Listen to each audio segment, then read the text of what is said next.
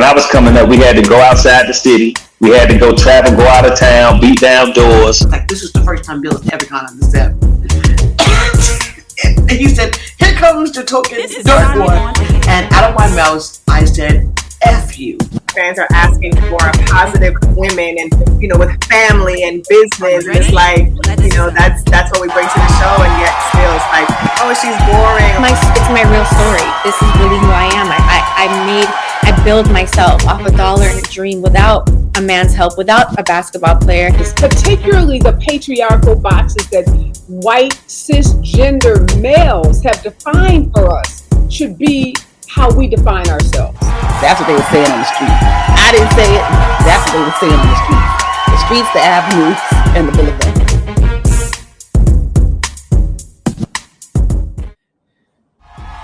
Welcome. You're now tuned into another amazing edition of Sanya on Air. I'm your host, Sanya Hudson Payne, and how do I start off each and every single show? You guessed it, I have another great show for you. But before I tell you about today's guest, I need you to do me a favor, just a little favor. It'll cost you free $99, okay? All I need you to do is subscribe to every Sanya on Air streaming platform.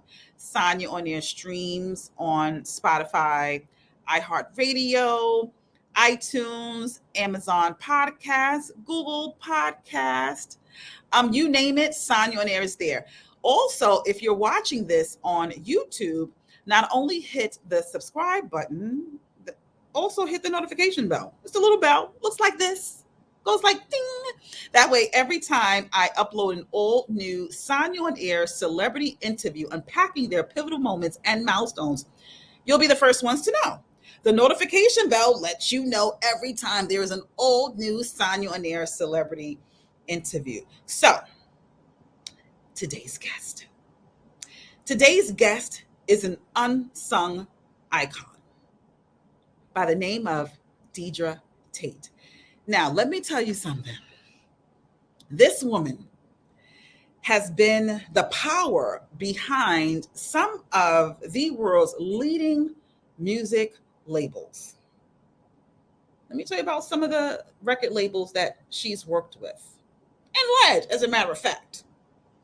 MCA, Motown, Biff 10 Records. You know Biff 10.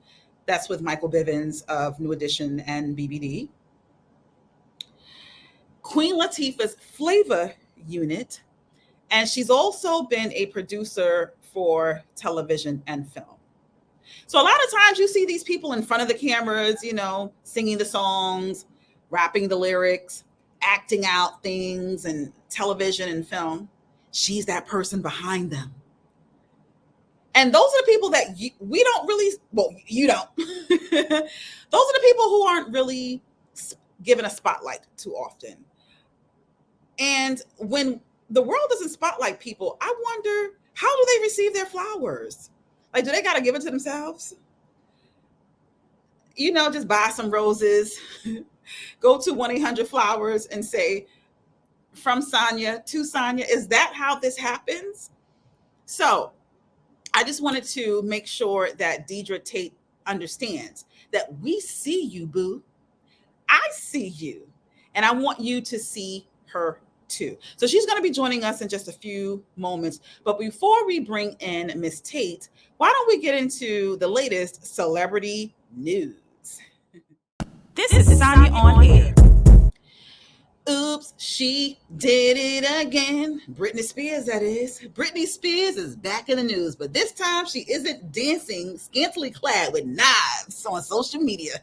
Oh, no. She has a new book that is soon to be released, and it's called The Woman in Me. Now, mind you, the cover of the book, she ain't got no shirt on, though.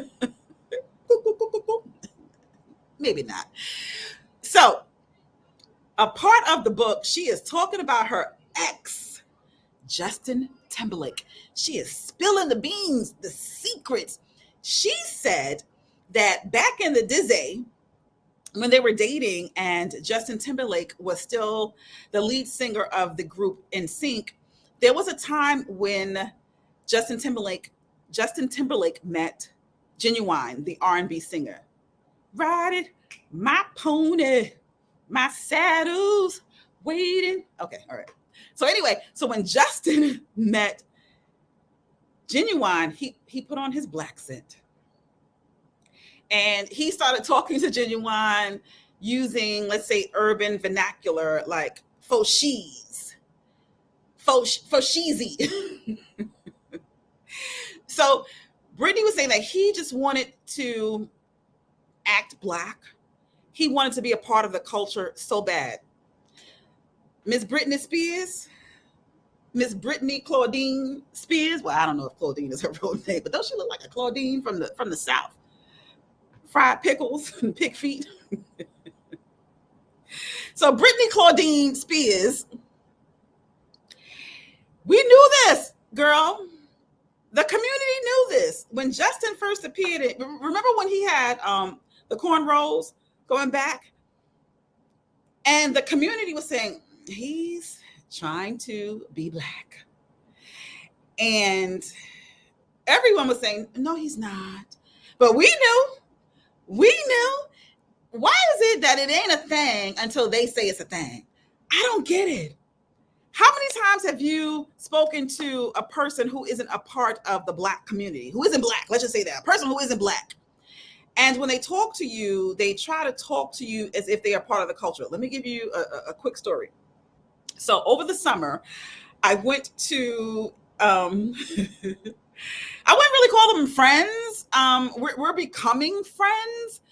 Like we own some property together, and they invited me to their penthouse. They invited me to their penthouse for July 4th weekend to see the fireworks. Amazing penthouse overlooking all of New York City. Loved it. They're rich. They're filthy, filthy rich. So anyway, so me and the rest of my black family go over to these white people's home. And, you know, I brought some rosé from my favorite vineyard in the Hamptons. And they were serving dinner, and they had fried chicken and cornbread and collard greens. I don't eat any of that. I'm slightly pescatarian, more on the vegetarian side. And their daughter looked at the plate and said, "Mommy, what is this?" And the mother said, "That's cornbread. Just try it. You'll like it." And then they started playing some rap music. And I looked at my daughter and she looked at me like, what in the raisins and the potato salad is going on? They felt as if the only way they could relate to us was to tap into one layer of the Black experience, as if that defined us all. Back to Justin Timberlake. That's what he tried to do. He wanted to be relatable instead of being himself. Unless you didn't think, Justin, that was enough. I can't stand it. I can't stand it how when other cultures, they feel as if they can go into different rooms and be that culture. But darling, when we go into certain rooms, we can't take this off ever. We are not allowed, even if we wanted to. So I'm excited to hear about everything else that Brittany Claudine Spears will be revealing, because if she is doing anything like Jada Pinkett Smith, who just released a book, she's going to reveal all the secrets so her pockets can go ka-ching with the book sales. If you people don't know this by now, I don't get it. I don't get it. I wonder if I'm ever going to get to a place, where I'm just going to share some dirty, dirty secrets just to sell a book. Because that's all they do. That's what happens in this celebrity space. Everything is so salacious, and I don't get it. And I was going to share another story that I had a conversation with some record label executives as to how certain music is just allowed to be published and why they sign particular artists that are trash. I'll save that story for another episode. But how many of you are going to purchase the book, The Woman in Me, from Brittany Claudine Spears? I'm not interested. So let's get back to Sanya on Air so we can talk about Dedra Tate for the culture, okay? Stay tuned. But let me tell you, Dedra, I'm really excited to have this conversation with you because I think the world needs to see more unsung legends and heroes such as yourself. You've navigated through this industry in such an amazing way as a woman of color, and I think that it's about time that your story is heard. So let's start from the beginning, okay? Your time at Howard University. Now, we know that today college is viewed a little bit differently, sort of like a big business. When you decided to apply and attend Howard University, was it a decision that you knew would lead directly into the music industry, or was it a decision based upon what your parents told you to do? So actually, my story in the entertainment industry started in high school. My sister and I both had a column in the Amsterdam News, which you know is the largest African-American publication, all 4 years of high school, called Tomorrow's Generation. So we interviewed everybody from Michael Jackson. We went to every single concert in limos. We had fan mail from prisoners. Believe me, it was crazy. And you have to remember, when I graduated from high school, I was only 15 going on 16 years old. So this is like between the ages of 12 and 16 years old. So I knew that I wanted to major in journalism, but because I had already had a column in the Amsterdam News, which people that graduate from Howard try to get a starting position there, that's when I decided to major in broadcast journalism. And I only applied to 2 schools. One was UCLA and one was Howard University. And my parents are both Bison. They met there, fell in love, had my sister, and there was nowhere else they were going to let me go. So they were like, you could go to UCLA if you want to, but you'll only be coming home during the summer. Right. But I don't want to just glaze over that, because that is no small feat as a high school student to write for the Amsterdam News. Yes. How did that happen?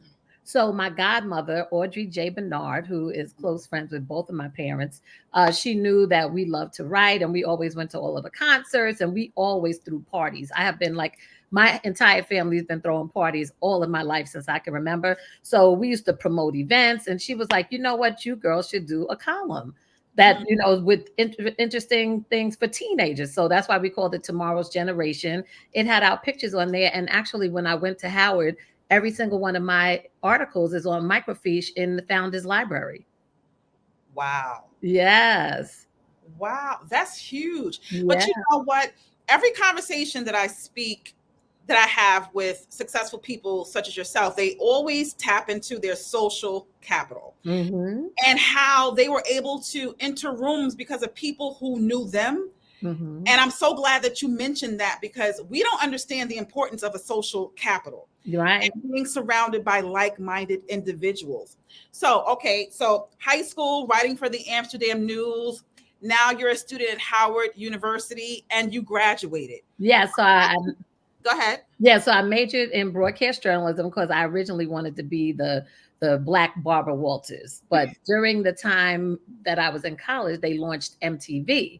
It was a brand new network back then. And my father at the time was the head of marketing and advertising for Black Enterprise. So I was like, Dad, do you know anybody at MTV? And this is what whenever I speak to people, I tell them networking, nepotism, and follow-up. Nepotism is a word that Black people do not use enough and do not take advantage of enough.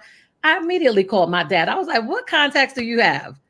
And he said, actually, one of my mentees is an account executive at MTV. So do you know, my parents for graduation sent me on a vacation to Europe. I was in Europe and traveled around. And when I came back, I had an interview lined up at MTV with two account executives, because Barbara Britton, who is the person that was my first mentor and my dad's mentee, she made arrangements for me to get an interview to get into the ad sales department.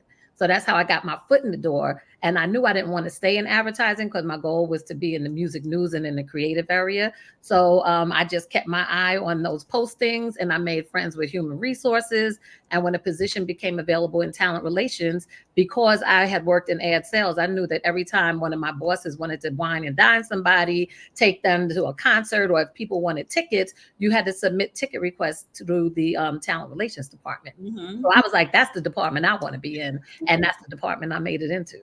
Wow. So you mentioned, having a mentor.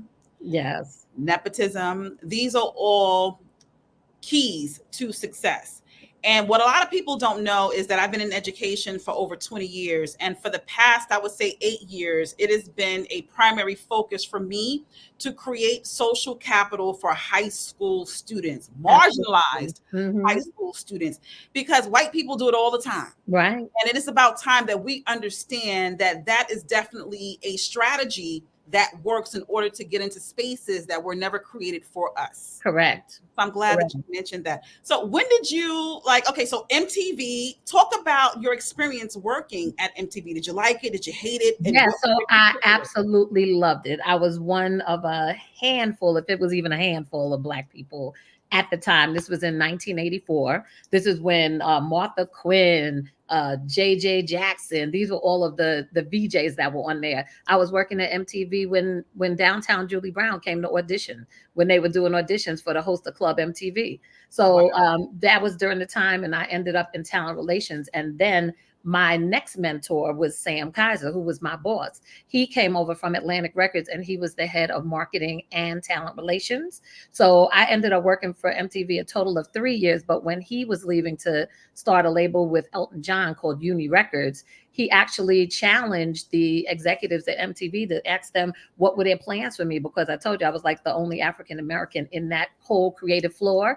And he said that if they let him out of his key man contract, so that he was able to hire me, that he thinks that I would have, a better opportunity of moving forward. So they did that, and he was able to hire me, because he shouldn't have been able to hire anyone for a 1 year period after he left the company when he decided to leave. I'm sorry, the Wi-Fi went out. Can you repeat what you just said? Yeah. Can you hear me? Yes, you're frozen though. Paused again. Now we're both frozen. Oh no, I'm still moving. You're frozen though.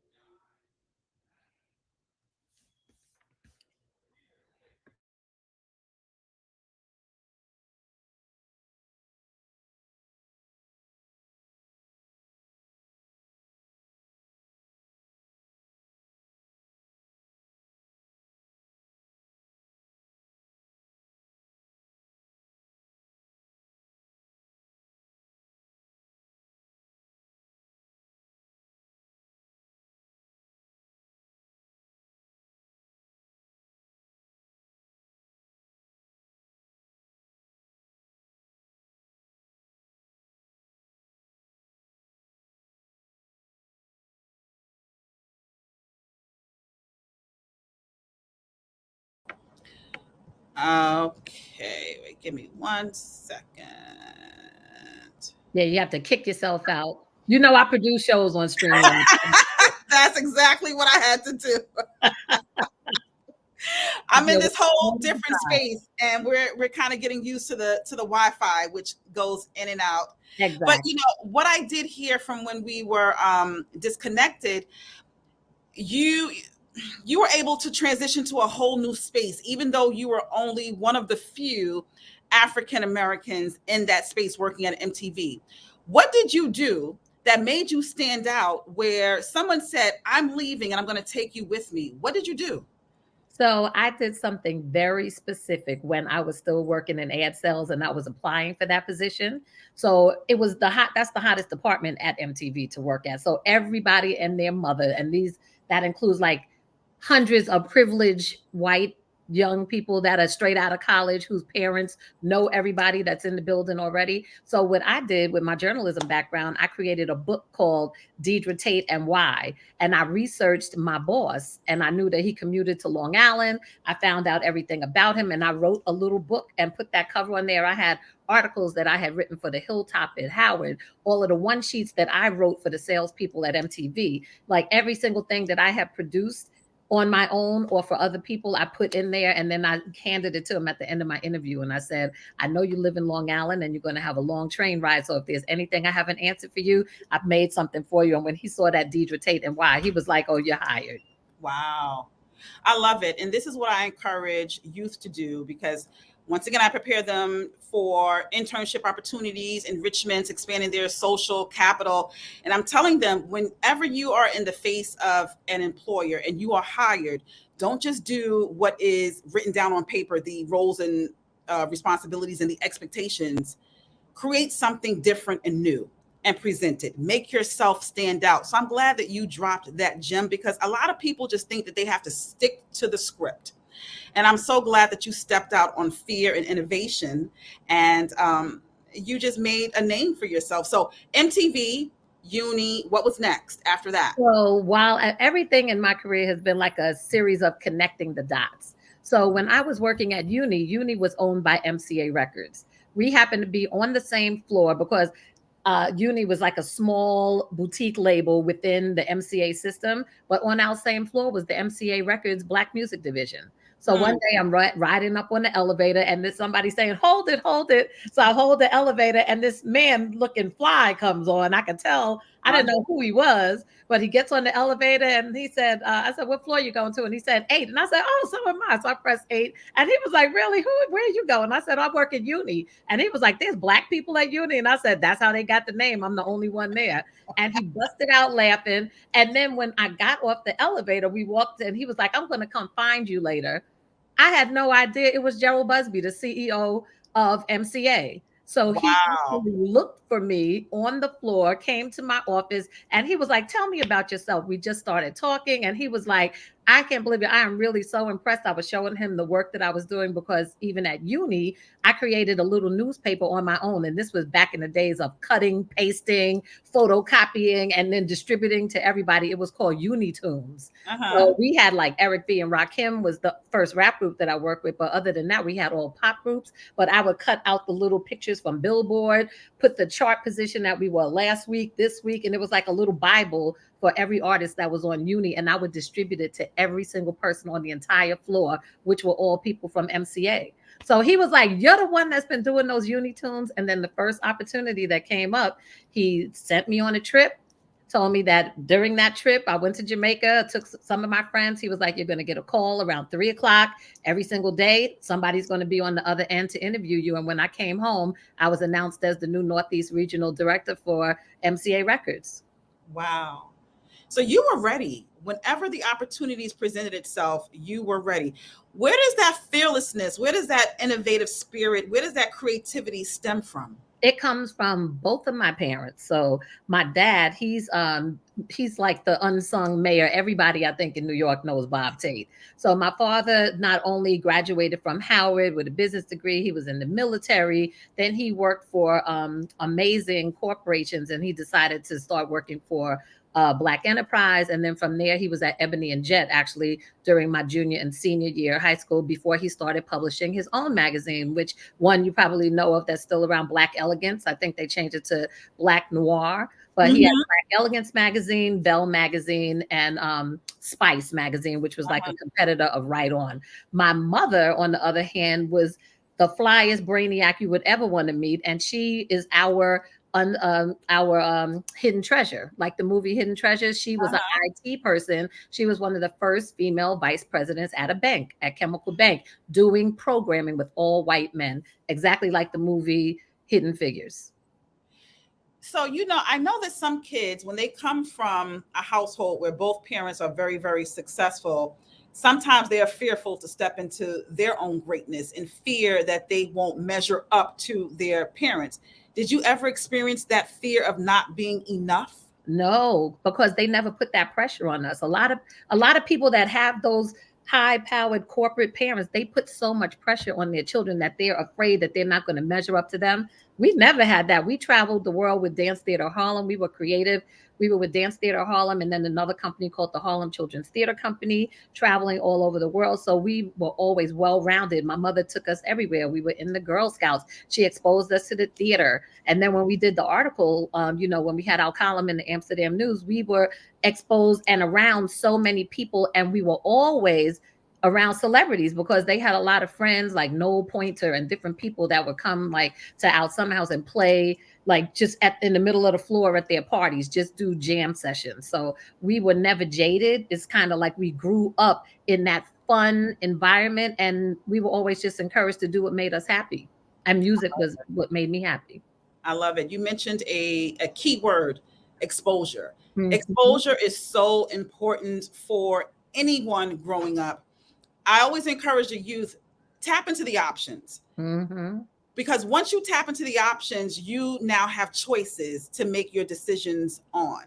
So I'm glad that you had options as a part of your early beginnings, because then you were able to navigate into different rooms because you had already been in different rooms. Correct. You have to do that. And I always, when I speak to young people, I always tell them, I don't care how old you are, have a business card.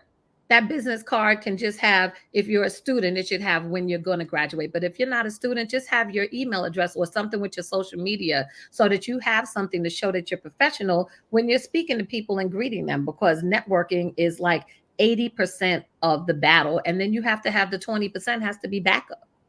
80% is the battle and 20% is the backup. Yeah. I like that. But this generation, do you think that business cards are still essential? Absolutely. Now it's a QR code. I have one myself, the dot card. So when people, it's like the last card you'll ever need. And that's a great plug for them because they sponsored an event that I produced. But when I pull out that dot card, the young kids are the ones that's like, yo, where'd you get that? And I like, if I don't have one on me to give to them, I tell them to order it. They're only $20. You can put all of your information, including they're always cash apping, Zelling, doing all kind of financial transactions. All of that information stored on there with your picture. You could design the page however you want, and it loads just like a regular contact, but in like 10 times the power. I'm going to do that with a few students that I work with. I think that is very innovative, especially for this new digital space. Mm-hmm. Because when I talk to kids, they're like, nobody's carrying business cards. But now to introduce this new era of a business card, I think that they would be more likely to tap in. Yeah. And it's called the last card you'll ever need because you just need one. And you just let people scan that QR code. There's also another free one that I've scanned of some other people. I forgot the name of it, but it's a QR code that you can actually pull up on your phone that's mm-hmm. similar and it has the same information. But I just still like the effect of pulling out a card. Right. I love it. And then, I may be missing the timeline or, reorganizing it. But you also worked with Biv 10 Entertainment with Michael Bivins. How did that happen? So remember, I'm going back to connecting the dots. Gerald Busby, who became my mentor and hired me over at MCA Records, in a year, he took over Motown from Berry Gordy.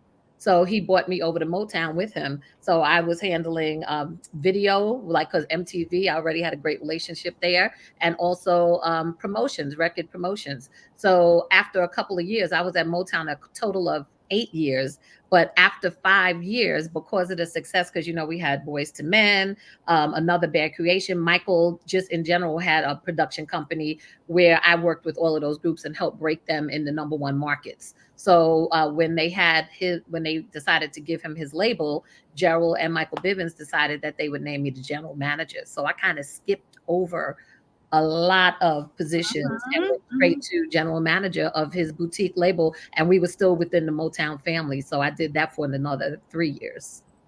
Amazing. But I want to ask you a question just related to the current space of the music industry today. Mm-hmm. So I know success today when it comes to record sales is measured upon streams. We didn't have that back in the day. Do you like how that has evolved? How artists are now measured based upon the streams, or do you think we should go back to the old recipe? So I think it's a double-edged sword because there are people that are never going to get the opportunity to get that record deal at a major label. So all they have is the streams and their own marketability and them putting themselves out there and getting the likes and the shares and everything that's needed to make other people see what they're not seeing. Then on the other hand, if you're at a label and you are not keeping up to speed, you're going to drop down on the totem pole. So it like can work against you depending on if you have a label deal or if you are independent artists. So I personally think that right now the climate is best for independent artists because they're able to make more money. There's a lot of ways that they can start monetizing even from one record without even having to go in debt with the record label deal where they're going to be paying all of these other producers and studio time, promotions people like myself. I used to tell Bobby Brown and all of my artists whenever they were like, I want another limo, I wanted this. Okay, but you know that's recoupable. That's a word you need to look up. Every single dime I put on this credit card, because you think that this is all free, it's all getting deducted from every dime that you make. Yeah. So I always try to teach that to my artists too and let them know that their actions, like you may think that you're getting over, you're not getting over because that's going to be coming out of your check. And when you get your payment, you're going to be looking like, what happened to my money? Yeah. So did you find, your experience working in the music industry with all of those artists, did you find that was a hard lesson for those artists to learn about managing their money? So you know what? It seems like, especially in a group situation, there's always that one member that is all about the business. And I can tell you, Michael Bivins was that person in New Edition. I worked with New Edition since their Any Heartbreak album. When I first got hired at MTV, at MCA, they actually announced my new position during the holiday party, which was also the Any Heartbreak album release party. Wow. So I've been working with them since then, still friends with all of them to this day, and ended up working closely with Michael. But Michael was always the one that stayed behind, that wanted to know, how do you read? What are these charts? What does this mean? What does that mean? And then Gerald poured so much into him, which you see in the documentary that he has out now, The Hustle of at 617 Mike Biv. Got to put in a plug for that. He really was a sponge. And that's the same thing with like Nate from Boys to Men. There's like in a group environment, if you don't have that one person, it's not going to work out well for you and it's not going to work out well for your group, because they are the ones that are, when people see someone's paying attention and reading the contracts and like they are kind of getting it, you can't get over on those people. Right. It's an entertainment business, but it is a business of entertainment and the business is first. That's a good statement that you made. So, you mentioned working with Michael Bivins, Biv 10 Entertainment. Were you surprised to receive the call that they wanted you to be a part of his documentary at 617? What is it, Mike Biv? What's the name of the documentary? It's called The Hustle of at 617 Mike Biv. So at 617 Mike Biv is his Instagram handle. I mean, it's just his hustle. Right. But Michael and I were freaking frack for years. He was the CEO and I was his right hand. So, for all of those years that I was there, we had, all of our artists that we put together on our All for One, One for All album, which was the kickoff where we had about 50,000 groups. Yes, a lot. About that in the documentary. And then we had our first release was Subway, which was a quartet out of Chicago. We had 702. Of course, we recently lost Irish and previously had lost Orish. But when I was there and we signed them, there were 4 members. So both of the twins were actually in the group when I was still at Biv 10. Wow. Yeah. So you mentioned the group 702. I just had Mila on my show a few weeks ago. And rest in peace, Irish. What is your fondest memory working with the group 702? My fondest memory is flying to Las Vegas to tell them that they were signed to Biv 10 Records. And I went with Todd Roussar, who did A&R, and we were at their family's house, and there's like a bunch of kids, all of the kids are there. Their parents were there, their sister and her boyfriend, or it might have been married by then, that were their managers at the time. And I think that was the greatest thing, actually going out and letting them know that they had a record deal. Wow, I love it. I love it when people get joy, giving joy to other people. Absolutely. I think that's celebrating other people. People don't do it enough. I do it all the time. If I see something on social media that I'm like, oh my God, that's fly, I'll share it immediately, or I'll make my own entire post about it and then big them up and, tag them and tell people to share it. Because you gotta, it's not always great to toot your own horn, and people, they don't want to do that. So it's great when other people share it and help you celebrate yourself. Wow. Now it explains why you're so successful. I mean, you have all the ingredients that it's not even led by selfishness. It's all in service of something or someone else. Yeah, service is key. Yeah, when you enter life in service, I find that those are the most successful people that I want to be around.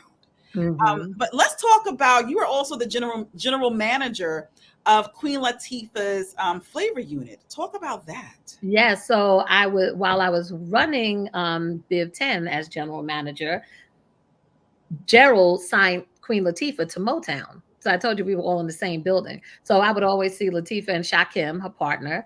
And then I was always at all of the NBA All-Star games. So I think I had a monopoly for a good 10 years straight with my artists singing the national anthem, no matter what label I was. And it was because of my relationships, because I have really strong relationships. The name of my independent company is actually called Unlimited Contacts Inc., which I hijacked from my dad. But that's what I have, unlimited contacts, and they're contacts that are strong and that have withstood the test of time. So one of my BFFs, Leah Wilcox, she's the head of play and talent relations at the NBA for years. So I always had different people that were performing there. So one time I had Another Bad Creation out there, Michael, Boyz II Men was going to be singing the national anthem. And I ran into Shakim in front of the hotel, and I was giving out like CD singles of Another Bad Creation's new single or something. And he was like, I really like your style. You out here hustling. And I wasn't even out there with Another Bad Creation. I was there with Boyz II Men, but I was still promoting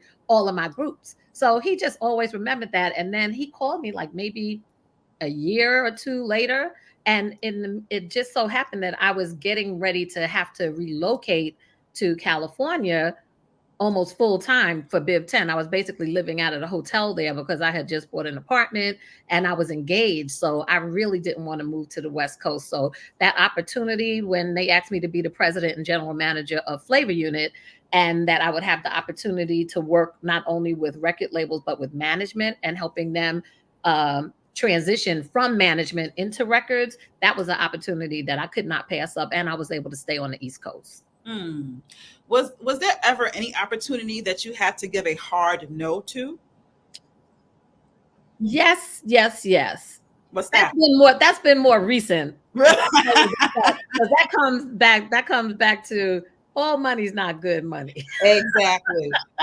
But I've had people try to offer me money no, I'm going to pass. Or their reputation, if it's not a person that has a really good reputation, because I also do my research. So, fool me once, but you're not going to fool me twice. And you may have fooled other people, but my degree is in broadcast journalism, investigative reporting. So I'm going to find out and do my research before I even go there. Okay, you're not a journalist like Portia from the Housewives.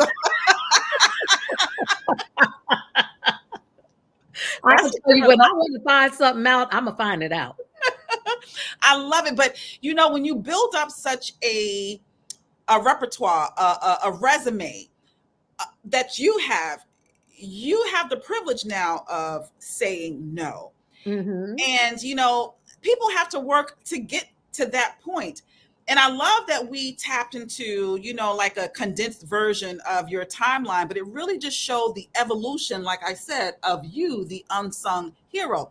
You also dabbled in film as well, correct? Yes. And that started, back to connect the dots, while I was at Flavor Unit, the company shifted when Latifah got a call to be in the movie Chicago. So that first she was in a film called Living Out Loud with Catherine Zeta-Jones. Actually, we sent a huge thing with like 100 roses to the office begging her to take a role. And so she did that movie, and then she started singing jazz. She was a jazz singer in that movie. So we ended up shifting and doing an entire album of cover songs. So we had to put our whole the Unit project, which all of these new groups that we had just signed, they were all rap artists, but we were piggybacking all of them off of Latifah to get them into radio, to get airplay, to take them into the record pools, because people are not just going to take a whole bunch of new artists. So we had to shift the focus actually of the whole company because of Latifah's success in film. And then it just shifted and we started Flavor Unit Television and Film. And the first thing that we did was produce the Vibe Awards. That was one of the first things. We partnered with Vibe Magazine and CBS with Jack Sussman at the time. And I was the supervising producer for that. So that's how I started doing TV. And then because of the success of that, I really started meeting a lot of directors. And I fell in love with this one director, Jerry Lamoth, who had a project that was a passion project called Blackout. At the same time, Shakim was getting ready to start producing a comedy called The Cookout. So I met with him and I told him that I wanted to produce Blackout underneath Flavor Unit Television and Film. And I also wanted to sign Jerry to Flavor Unit Management. So he said that he wasn't interested in doing dramas. So I restructured my deal and I was able to give Flavor Unit a first right of refusal so I could still work there. And then I also was able to manage Jerry. That's when I started Unlimited Contacts. And I was also able to go raise $1.2 million to produce Blackout, which starred Jeffrey Wright, Zoe Saldana, Melvin Van Peebles. It was an amazing all-star ensemble. And it was just a great first entree into the world of independent producing. The audacity of you to be so bold, to be so bold and to be so fearless in a space that wasn't really created for Black women. Was it hard being in spaces that were initially built for white men? Was there ever a time where there was an uncomfortable situation where you had to really show your presence as a Black woman? So I think it's not even just white men, because, the most segregated corporations are music companies. There's a completely separate Black music division than there is the regular pop division. The pop division gets all of the money. So that's a whole nother battle that you don't even get to until you reach a certain level. So in my instance, it was more of the Black men and men in general that were the ones getting the promotions and, moving far ahead than most of the women in the industry. But I think I was really fortunate because I had some great mentors that were very powerful. And whenever I sought a position, I was able to get that position. So I think I moved up and I was able to be in those rooms because I was really like one of the fellas. Any of the guys in the industry you talk to, they know I was hanging in the after hour spots. I could drink them under the table, all of that stuff, and still get up and get my records played in the morning. Wow. So we had to go as a promotion person. You had to be up for the morning show, and you had to be up till Vaughn Harper, the Quiet Storm, then take him up to Harlem to after hour spot and hang out up there. Right. Time to get in the shower, throw your clothes on, and start it all over again. So, as long as you were able to do your job and you had great relationships, I think that coupled with having great mentors that had positions of power is what kept me out of feeling that I was ever being passed over, because it actually worked in my favor. Got it. So staying connected to the right people. You have to have allies. You have to have mentees, and you have to have somebody that you look up to that you can still learn from. So true. So what I'm thinking of is your name was in rooms even when you weren't in those rooms. Once again, it speaks magnitude to your audacity. So print, music, TV and film, what's the first love? My first love, if I had millions of dollars of disposable income, I would make movies all day. Really? I would. What type of movies would you make? Independent films, all independent films. I would find those directors that have those passionate stories that are untold. They are unsung heroes. And that's why I go to all of the film festivals. And that's really something that I enjoy, because you can tell your own story without a filter. Yeah. Anytime you go to a movie company, so I wouldn't even want to be the president of a major studio. Too much pressure. You have to chop up people's stories. We've been there, done that. When I was managing Jerry, we had a project that was called Kidnap that we started out with Lionsgate. Luckily, we were able to get multiple checks because they loved the script. We thought they were going to shoot it, but then they did a deal, I think, with LL, and they started producing all of those projects. Then after LL was Tyler Perry. So then it was a wrap because now they had all of their content that they needed. But in the meantime, we had gone through 4 rewrites with different writers. Jerry was no longer the writer, but that's why I also mentor and speak to a lot of young filmmakers and tell them that they need to keep their name attached to their project in every area possible. You need to be the writer. You need to be trying to be the producer. Tell them you want to direct. You make as many connections and as many tentacles as possible, because if you do go into a major company, they're going to start cutting away at those tentacles, and you want to be attached to something. So even if they bring in another writer, it's going to have to say original story by blah, blah, blah. And your name is going to be on there, and you are going to be associated forever with your project as long as you make sure that you stay intertwined and you come up with the creative ideas. That's another gem. So if you had that disposable income where you could create films, let's assume, right? Tomorrow you are about to create some content for the big screen because you want to fill a void. What void in the film industry would you fill? So I am a huge horror fan. I also like tear jerkers, but not love stories, but tear jerkers that are really emotional. I love comedies. I actually love every type of film. So I think I would produce across the gamut. As long as it had a connection with the audience, and if it connects with me, I would want to make it. Got it. So it was a no-brainer that it's not even the culmination of who you are, but where you are currently in this space, your own company, Unlimited Contacts, the years of building your social capital, aligning yourself with like-minded individuals. Now you have the contacts. Talk about Unlimited Contacts and what it does. So Unlimited Contacts is actually, I've had my company. So it was originally it is my dad's company name. Right. You mentioned so when he started publishing, he was under Unlimited Contacts. But then when I was going to start managing Jerry and, producing films on my own, I was trying to think of a company name. And all I kept thinking about is Unlimited Contacts, because that's really who I am and what I have. And it's an extension of being Bob Tate's baby girl. So I was like, Dad, I called my lawyer up. And he told me that I can register Unlimited Contacts in New Jersey. He didn't have it worldwide. So I was like, would you mind if I use the company name too, if I could get my own federal ID number? And he was like, no problem. So that's what we did. So we actually still partner on a lot of events. So we both are Unlimited Contacts, but we have different federal ID numbers. So underneath that banner, I produce TV, film, and events. So I started doing events, and this goes back to another type of networking. I'm a member of Jack and Jill of America, and I'm also a member of the Links Incorporated. So one of my Jack and Jill sisters and one of my Links sisters became my number one clients when I was doing consulting, and that was producing their events. And from that, I now actually am the executive producer and director of special events for Black Health Matters, producing some of the largest health summits across the country and virtually. So all of that came from connections, and it's all still underneath my wheelhouse. And we involve celebrities. We have mini concerts. And I'm able to utilize all of my contacts. So I love it. Wow. Wow. I am in awe of everything, because I love to see us in positions of influence, of change, of creativity, of audacity. And you've managed to tap into all of those important pillars.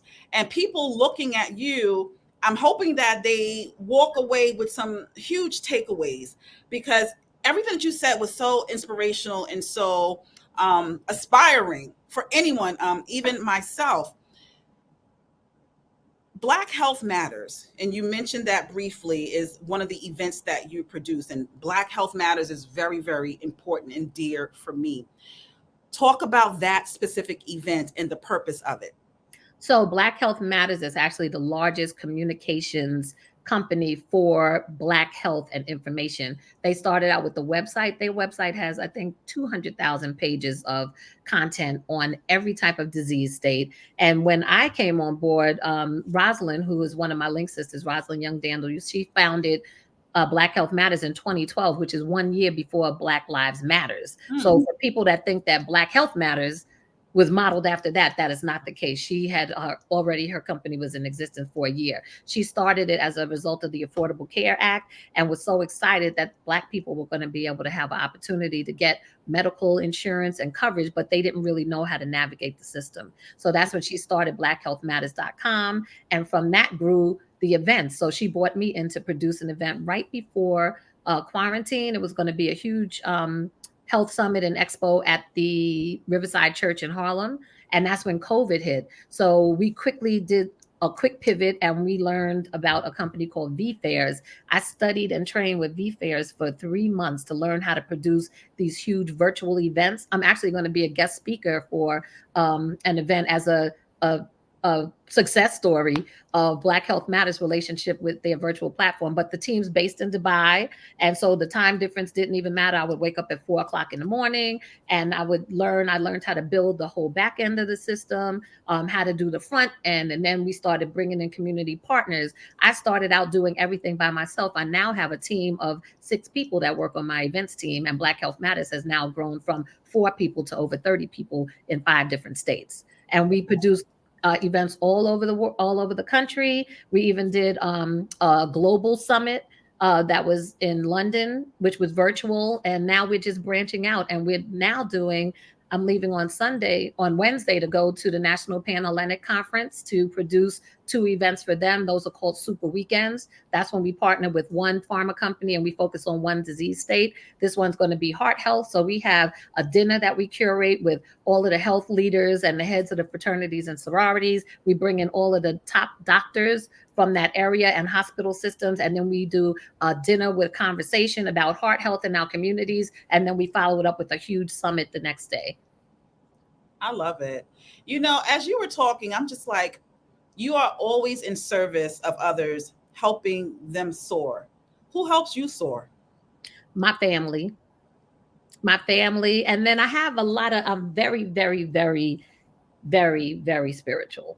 So I wake up, I have my prayer books. They go with me everywhere. I wake up praying that my eyes are open and I give thanks. And I think that because I'm thankful and grateful and humble, I really just want to be able to love my family, make sure we all are good, pray for everybody's health. And then they support me with everything that I need. From day one, being in this business, I was not married until I was like 35 years old because I was an absolute workaholic. But when I did have my son, I was like 37 and I was at the peak of my career and traveling. So my mom came and moved in so she could take care of my son while I traveled. I have always had like the best support system.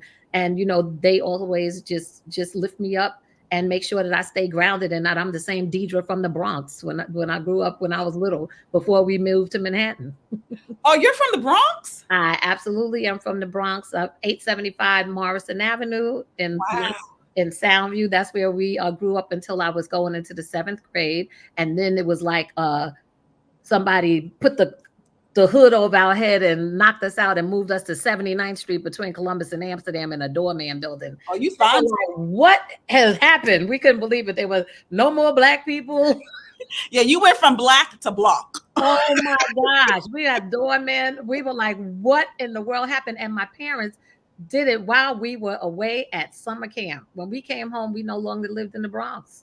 Wow. But I have always maintained and connected with my people in the Bronx. I still have my best friends from kindergarten, 1st grade, 2nd grade, 5th grade.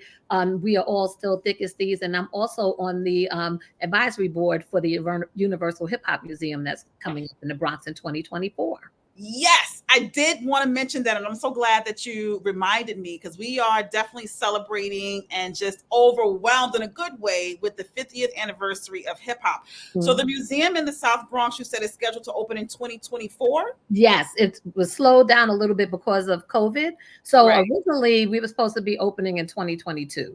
Then when we saw that everything was shut down, it was hard to get parts and build it out. That's when we came up with the idea for the pop-up.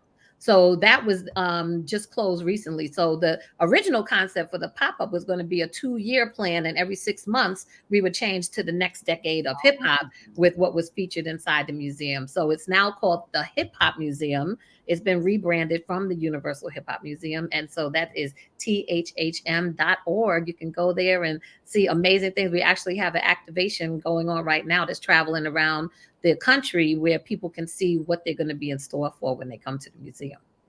So when the museum opens, where will it be located in the Bronx? It's right at Bronx Point, across from the Bronx Point Market. Yeah. A little further down from Yankee Stadium. And it's Right.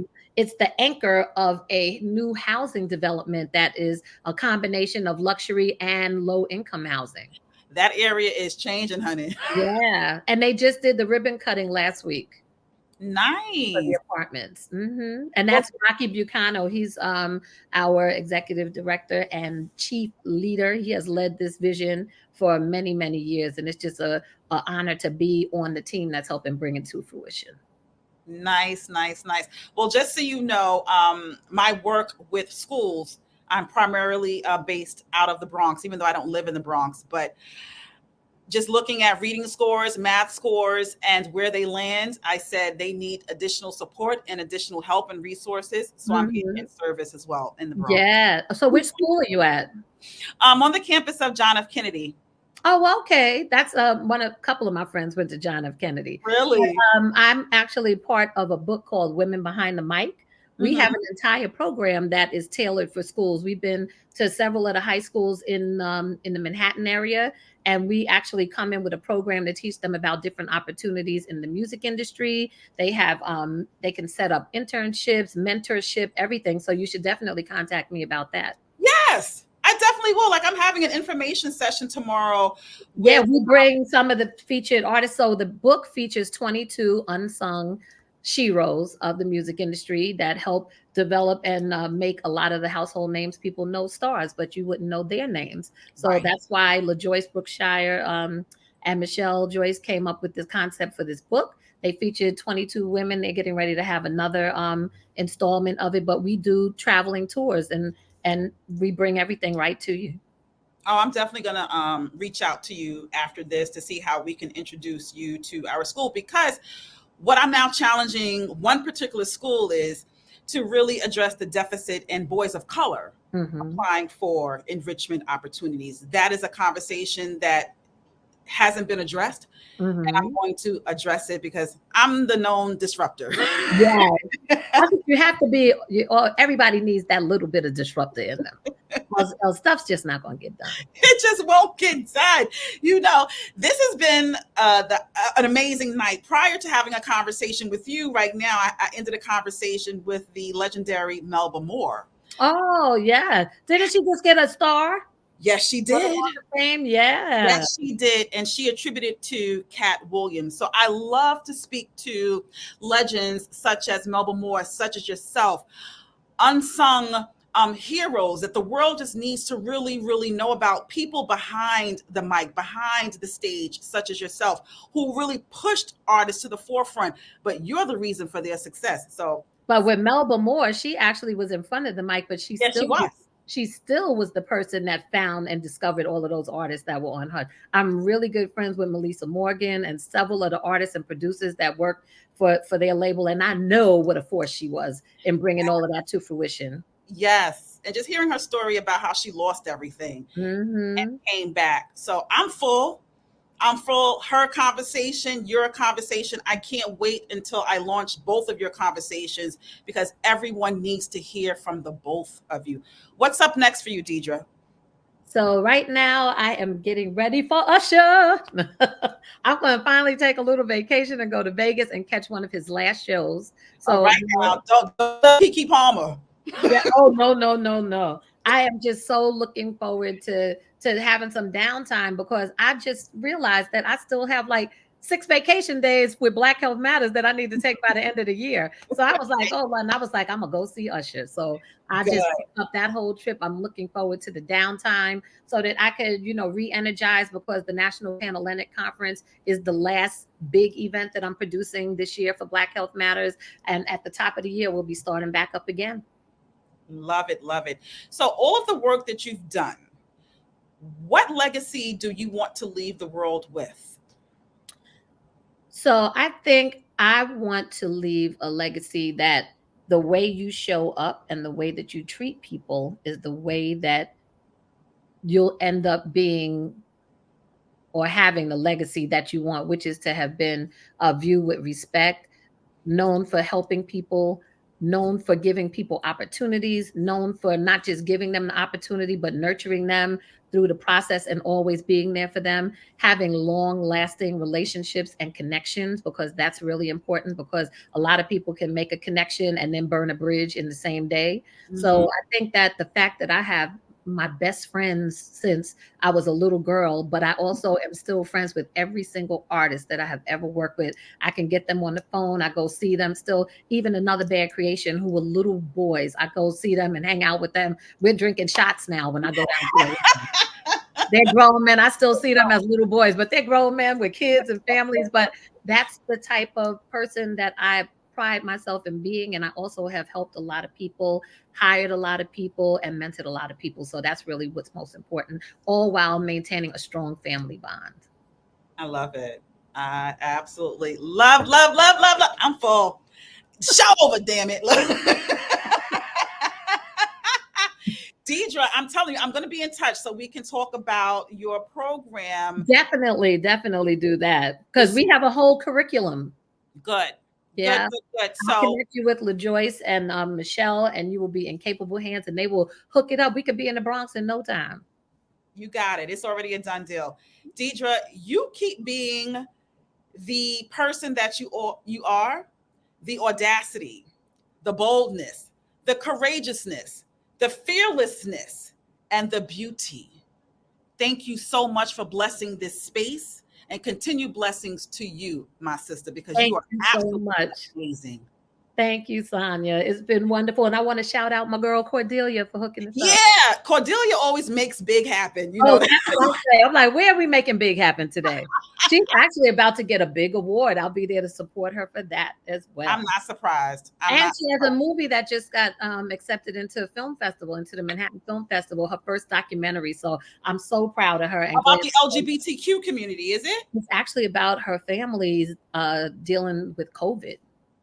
Oh yes, she has the trailer up now. It's really something. I didn't see that. I'm gonna take a look at it. And I also wanted to talk to you offline too, just about the Black Health Matters, because I'm headed to Supreme Court before 2024, suing two major hospitals here in New York City for the negligent treatment of my mom. And that's how she died. So I'm on my way to Supreme Court. The case was So like I wish you luck, and sorry to hear that. Thank you so much. I'm a disruptor, and I loved when you spoke about Black Health Matters, because we matter. Yep, we absolutely step into these hospitals, when we step into these doctors' offices, they need to understand that we are human too. Yeah. And health equity is something that is super important, and also being knowledgeable about all of the things that can affect African Americans that we don't even know about. So go to blackhealthmatters.com,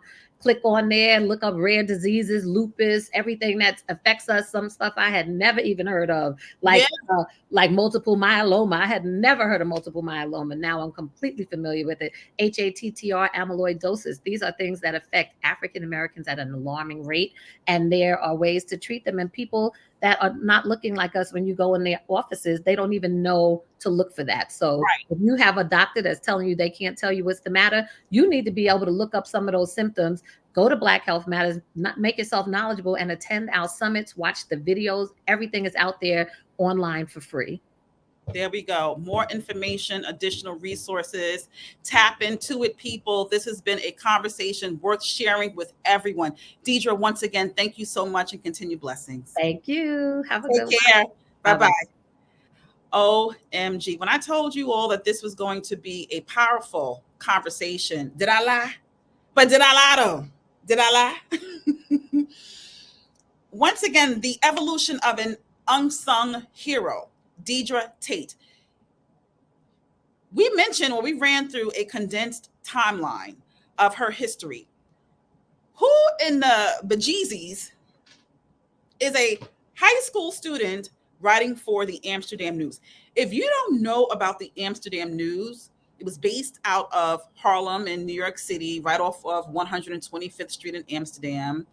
You better research it because that was hard. I remember when I wrote my first book and I would go to the Amsterdam News just looking for a write-up, some sort of coverage. It was very, very, very, very difficult. So to know that she was still in high school, and it was all because of her social capital, her social network, and nepotism. Her father was in the industry, knew certain individuals, put her in the right rooms. She got into the rooms and she didn't rely upon her father. She was innovative. She had the audacity to be bold, to not stick to the paper that said, here are your roles and responsibilities. She said, I am a Black girl, one of few. How can I stand out? And she did things the unconventional way. I think that when it comes to the Black experience, we always have to be unconventional. We cannot subscribe to the strategies, the steps, the blueprint that is outlined and given to us, because it ain't for us. So have the audacity to be fearless, to be bold. Every single conversation, every single celebrity guest that I bring to you on Sanya on Air has a high level of audacity, a high level of boldness, an elimination of fear. So please tap into that because you are enough, you are worthy. And that's all I have to say. I'm full. I'm done. I'm going home. Are you ready? Okay. This has been another amazing edition of Sanya on Air. Make sure that you subscribe. Make sure that you hit the notification button if you are watching this on YouTube. And I'll see you again for more Sanya on Air celebrity interviews unpacking their pivotal moments and milestones. Take care. Smooches, dolls. Mwah.